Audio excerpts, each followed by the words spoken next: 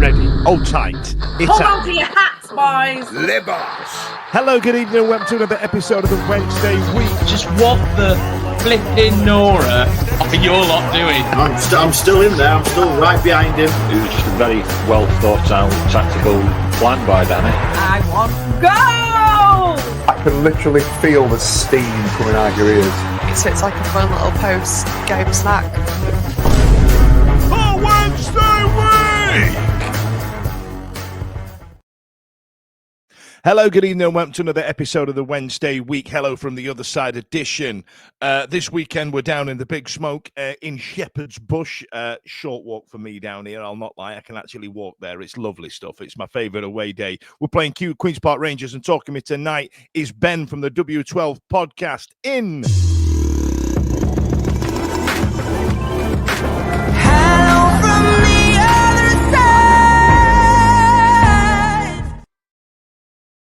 How's it going, Ben? Welcome to the show, pal. You all right? Can you hear me okay? I appreciate my internet's not the greatest right now.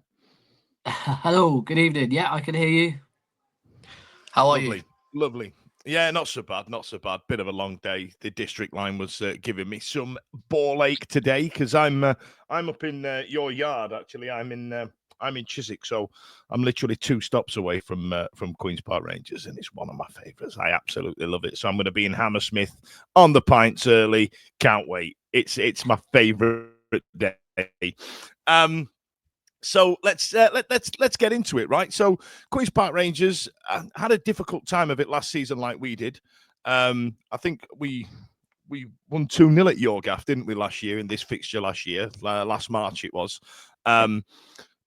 As difficult, I don't know, kind of, it was difficult us playing each other because there was about 6 teams could have got dragged into it, couldn't there? And then all of a sudden we're like, oh God, that looks they might go down now. And then more people got dragged into it, and then we ended up staying up on the last day. So that 3 points that we got at your place was absolutely invaluable. Given the way that season went, excuse me, bit of windy pops. Given the way that season went, did you have higher hopes for this season, this time round? Yes, absolutely. Yeah. I mean, last season was crazy. Every time we seemed to win, everybody won around us in the same weekend. Yeah. We could never just get away from it. It was just consistent until sort of the last few games of the season. But yeah, I mean, look, we had an excellent end to last season. We, from a form perspective, from 2024 to the end of the season, from January, I think we were 8th or 9th in the form table, as you were around there. So, you know, excellent. Marty got us playing, got us going. We fought with a summer window. We got rid of a lot of the fringe players that were up back on loan. So we spent a bit of money this summer as well, which we never do. You know, 3 million, 2 million here. We got a lot of foreign players here. The players hadn't played in the league. But yeah, expectation was high, and we just never got going. The first sort of 2-3 months of the season, we just couldn't get going. Every mistake was getting punished. We were getting referee mistakes, penalties, last-minute goals, and we just literally couldn't get going. And we only ended up winning 1 game in the first 15, and that was at Luton. And I mean, we look where they are on the table, so it will tell you how poor we were at the start of the season. Mm-hmm. Mm-hmm. It's weird, isn't it? Looking at our 2 teams, 10th and 11th respectively, just sort of going, "Hey, look at us here, look at us." I mentioned it on our show a couple of weeks ago. Have you got a little bit of imposter syndrome where we're kind of like sat here going, "I don't know how we got it." I don't. Yeah, I mean, do you know what, man? I look at this league, and I've not been massively impressed by anyone, though. Like, no one. I watch them every week, and I've not been blown away by any team. I mean, we caught Borough on a good day; they look good. Leeds were all right, we're away, but we nearly made it 1-1 in the 88th minute. Like, literally missed an open goal. Like, nobody has really blown me away, and I just think if you can get a run together like we have, you know, you never know where you're going to end up come sort of March time, and that's when it really kicks in, doesn't it? You know, where you are there. Absolutely, absolutely. It's I tell you what, we've got to talk about the flip side of this fixture up at Hillsborough. When Barry Bannon scored in the 93rd minute, I was like, yeah, that's a big 3 points. Well done, Wednesday. And for the pair of us, right, that'd be the difference between knocking on the door of the playoffs and not, depending on, you know, who would have taken those 3 points home.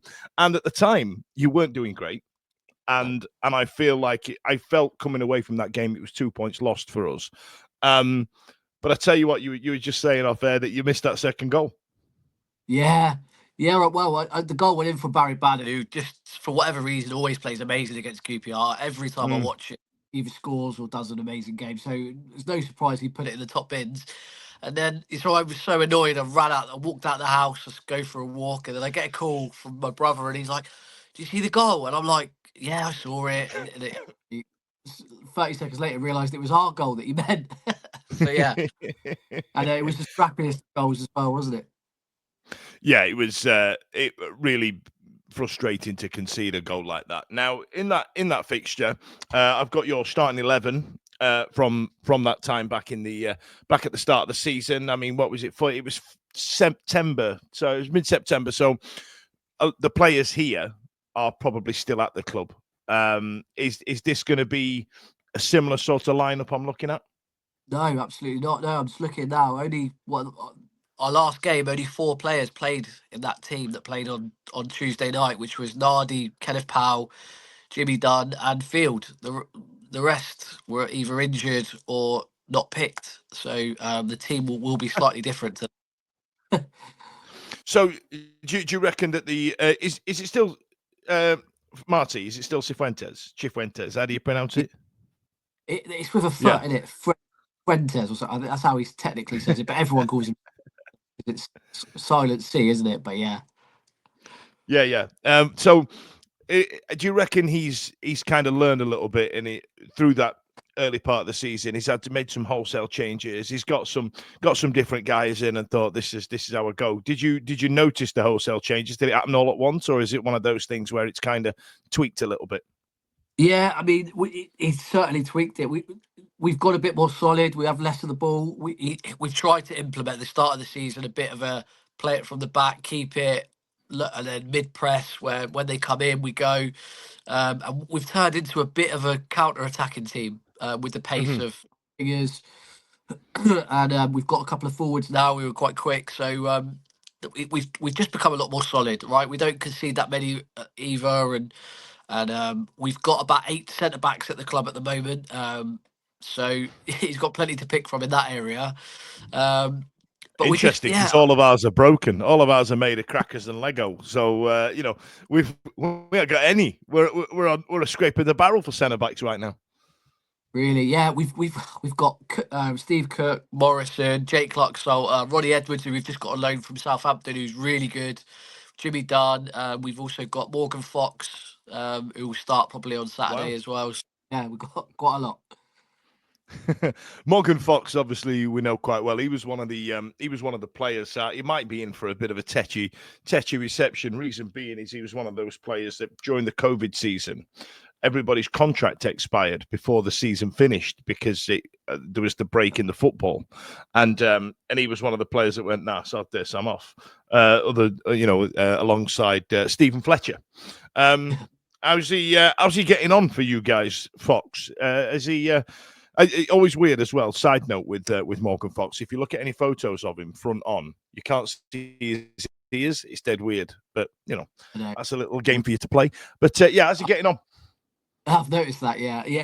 Look, he's he had a really bad. He was about.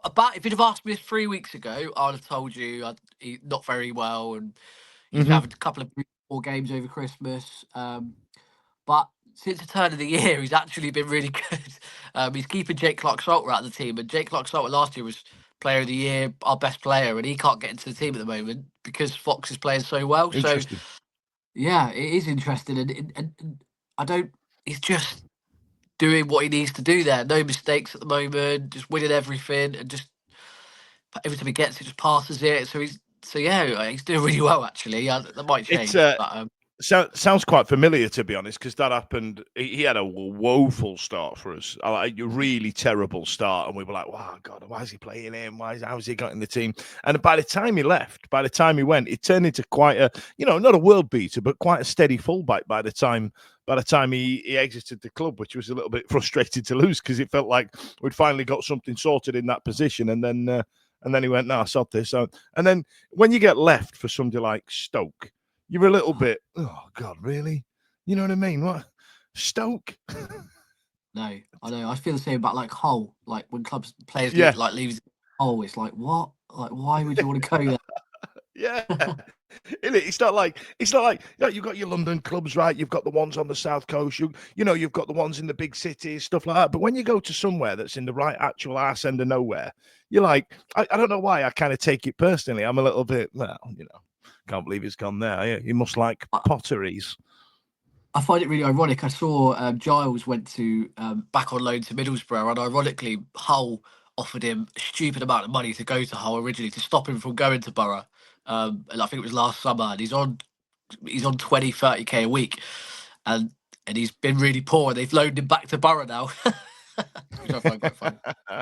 Yeah, have that. No one's picking up in Hull. Now, in terms of head-to-head, there was a period where you guys absolutely, you had like 4 wins on the bounce. You were a bogey team for us around 2018 to 2020. Around then, you played you 4 times, lost 4 times. You beat us 4-1. About 4 years ago, which was the last time Queen's Park Rangers beat Sheffield Wednesday, which is a stat that I wasn't aware of until we started recording this evening. How do you feel this weekend's going to go? Do you know what? If it was anyone else other than Sheffield Wednesday, and maybe a couple of the teams at the top, I would be really confident. Mm-hmm. But I just got a horrible feeling about Windass always scores against us. I know you've got a couple of other forwards who are decent, Bannon. So I am optimistic because we are in really good form. I mean, we've only lost 1 of our last 13 games. We've won 8 of our last 12, and we've won 5 on the bounce at home.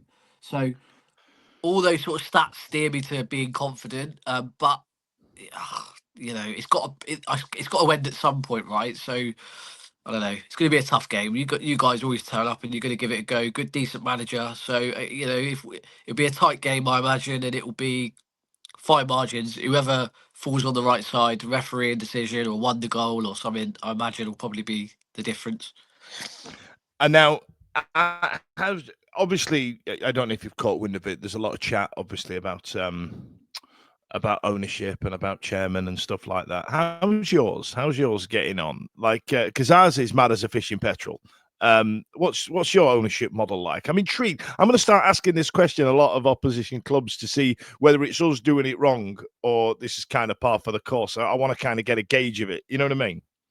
Yeah. So our owners are they pump in quite a lot of money into the club. I think it's like £1 million a month or something they have to keep us afloat, and they've pissed away a load of money. I mean, we've had Premier League money. We spent a stupid amount of money on wages across like 4 or 5 years. We're talking like 100 million in wages that we've spent. They've made some really poor decisions continually over the years, but they've made it with the right heart, and they've made it because they think they're doing the right thing for the club. They're not doing it out of laziness or because they don't know what they're doing. They're all, the Mytals and Amit Bhatti, they're all millionaires. They know what they're doing, successful businesses. It's just that they've just trusted the wrong people in the football club to make the decisions. And I think it's got to a point now where it's better the devil you know than you don't, I think. And I think everyone's we've now got a 26-year-old CEO in Christian Nori who is he owns a data business, or he ran a data business for numerous years, and all our signings now and everything is all done over a strategy and over data, and we've got a plan, a 4 or 5 year plan that every club, I imagine, or most have. So the ownership's going okay. I assume so. I don't know. Not your club. No. It sounds refreshing. It sounds fun. But do you not find it weird? Obviously, as you get to a certain age and you look back at the way football's changed, there's a lot of young supporters now who don't really understand the unquantifiable. For example, Josh Windass is very good in a big occasion. Sometimes he can go absolutely missing in games, like missing, but then could pop up with a wonder goal. For example, he scored the winner in the playoff final, a game where he was actually really poor that day, and he will turn up. Now, those unquantifiable statistics, like, being good at football, tend to get pushed down the list a little bit. So when you're talking about data, like, it's how quick he is, his decision-making time, sprints and things like that, and you're like, but is he any good at football? Can he actually? I find it weird. Do you not think now that football's starting to get a little bit boring? Yeah, well, it's the eye test, isn't it? It's great to look at someone over YouTube. Everyone, I always say this, everyone's got a highlight reel, right? You sign someone, the club put a video out of their best goals, tackles, and anyone can do that. You can do that to anyone, right? Do you know what? I've probably got one knocking around somewhere, big fat poster or something like that. Exactly, yeah. But it's the eye test. But I don't know, mate. It's a tough one, isn't it? Because there's an argument for and an argument against. I guess it's something in the middle is probably the right way to go. Yeah. I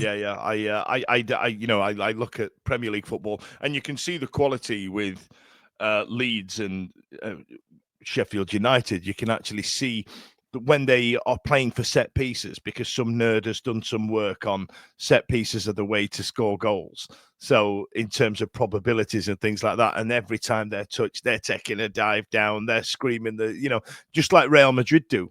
And I find it fascinating that that's what football's become, because some bloke, some set piece nerd has gone, this is what we're going to do. This is how we score goals. And you sat watching Arsenal on a Sunday, just diving around trying to get a free kick. It's rubbish. It's rubbish. Let's talk about the game this weekend. Let's have a score prediction from you, Ben. How do you see it going? I feel we're going 2-1 either way. I'll say 2-1 QPR, but I wouldn't be surprised if it was either way around. But like I said, we're in good form. We should be confident. There's a lot of players there that are playing really, really well. We've got a load of youngsters as well that have come in when all the players were injured, and we thought that we were just going to fall apart. But actually, we've actually been better. It's funny, isn't it, that the players that you need are there at the club, but you just don't realise because they don't play, because these players are, you sign players to play and they're all bigger money. But we've got a young lad called Kieran Morgan, centre midfield, and he's 18 and he's brilliant. And we've got a couple of lads up front who have come in and scored goals and done really well. So it's really surprising, isn't it? You could go out and spend millions or whatever, and sometimes you just have to give a young player a run of games. I always do get jealous when you see some young players come through to the first team and they're really good, because I don't think we've produced a decent player from our youth setup in, God, I genuinely couldn't tell you. I mean, all right, we produced Liam Palmer. He's been at the club for 10 years now. And there's an element of going, he's the last one. But if you speak to a lot of our fans, he's not exactly setting the world on fire. However, he has been there 10 years, so he must be doing something right. Listen, Ben, thanks a lot for joining me this evening. It's been an absolute pleasure. Go on, mate. I've got a Wednesday fan at work, mate. He was telling me yesterday that he was kicking off about Shea Charles. I don't know. He was just saying his loan's ended and United are after him, and he was fuming at. Well, Sheffield United are clearly on some kind of wind up there. You know what I mean? It just makes good headlines, and it's a bit of shit housing on their behalf, because there's this weird thing that Sheffield United do when they talk about success and when they talk about doing something well. What they tend to do is measure it against something we've done. For example, we'll beat somebody 2-0 and they in their past will have beat them 3-0, and then they'll talk about that, and their honours board is all hilarious, and it's all in reference. A lot of everything they shout about is in reference to Sheffield Wednesday, and I find it really classless. But there seems to be some needle there. But there's also an element of the way the fans behave at the derby. I think in their head they think to themselves, this is how a rivalry should be, even though the schoolmates, you know what I mean, they work together, stuff like that. It's actually quite painful, and it's not just their side as well, it's ours as well. Do you have a similar sort of thing with like Fulham, Brentford, Chelsea, anybody like that? Well, it's Chelsea. We hate Chelsea, but they don't really care about us. That's the problem, mate. They did it's like Rotherham with us. But but we don't. They don't. I've got Chelsea, mate, and he doesn't even care. I give him stick, and he just laughs like he doesn't care. But we often find a rivalry with like Luton, Watford, the teams that you play with. Like, it's every season. You tend to find are the ones that there's a more of a rivalry. Brentford and Fulham now are flying, aren't they? Ah, annoying. Annoying. It's annoying, isn't it? I mean, look at the top of the league, Leeds and Sheffield United. It's a shit time to be a Sheffield Wednesday fan in the Championship. It's bloody annoying. But listen, let's wrap that up, Ben. It's been an absolute pleasure. Stay on the line, pal, and thanks to you lot for listening. Every week, live from 8 p.m. It's the Wednesday Week, bringing you football analysis. He came in. I think he scored a goal. Bringing you banter. Yeah. Bringing you responsible life hacks. Met you wonderful souls at 10 a.m. for some shots. The Wednesday Week. 1, 2, 3, 4 live. Available on all social medias. Obviously, this goes out on YouTube and as well as all the other social media out there, podcasts, etc. The Wednesday Week 24-25 season. Join us. Put on your podcast.